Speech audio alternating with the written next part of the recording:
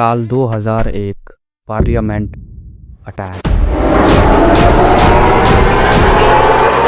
2006 Mumbai train bombing attack.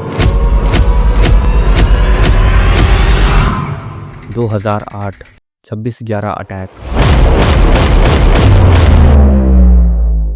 2019 Pulwama attack और साल 2025 Pahalgam attack. ये हैं इंडिया पर किए गए कुछ सबसे भयानक आतंकवादी हमले, जिनमें दर्जनों की संख्या में लोग मारे गए और इन हमलों की जिम्मेदारी या तो लश्कर ए तैयबा या जैश ए मोहम्मद ने ली थी। आपने अक्सर किसी भी आतंकवादी हमले के दौरान इनका नाम ज़रूर सुना। आखिर ये इंडिया से क्या चाहते हैं, इन्हें फंडिंग कौन देता है, इनके लीडर्स कौन हैं और इनका इतिहास क्या है।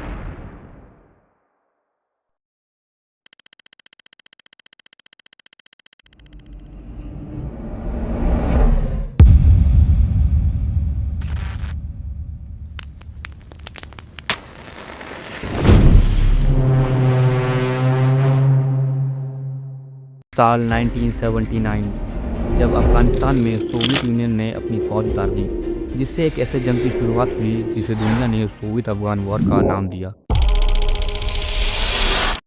The General Assembly of the United Nations continued debating the Soviet invasion of Afghanistan today.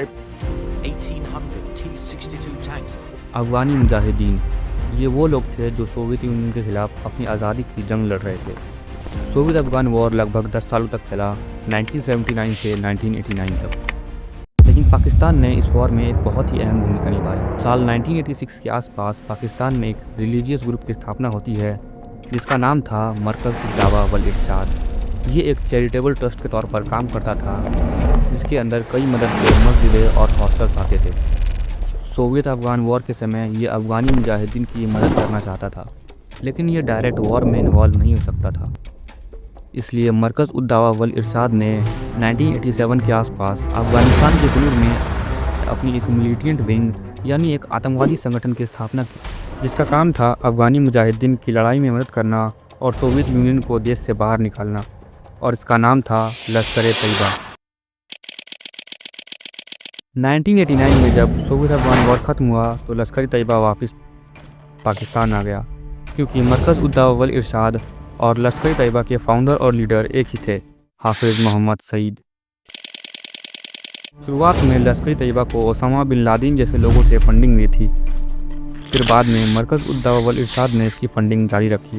Pakistan आकर लश्कर ए तैयबा का मेन मकसद भारत से जम्मू कश्मीर को अलग करना और पाकिस्तान में मिलाना हो गया, जिसके लिए इसने कई बड़े बड़े ऑपरेशंस किए, जैसे 26/11 अटैक, रेड फोर्ट अटैक और मुंबई ट्रेन बॉम्बिंग अटैक।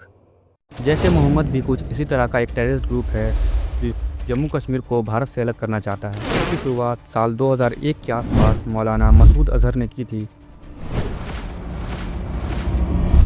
ये वही आदमी है जिसे 1999 के कांधार हाईजैक में हाईजैकर्स के द्वारा भारत सरकार से रिहा करने की डिमांड रखी गई थी और भारत सरकार ने इसे छोड़ दिया था। इसके बाद लश्कर ए तैयबा और जैश ए मोहम्मद ने मिलकर कई बड़े बड़े आतंकवादी हमलों को अंजाम दिया।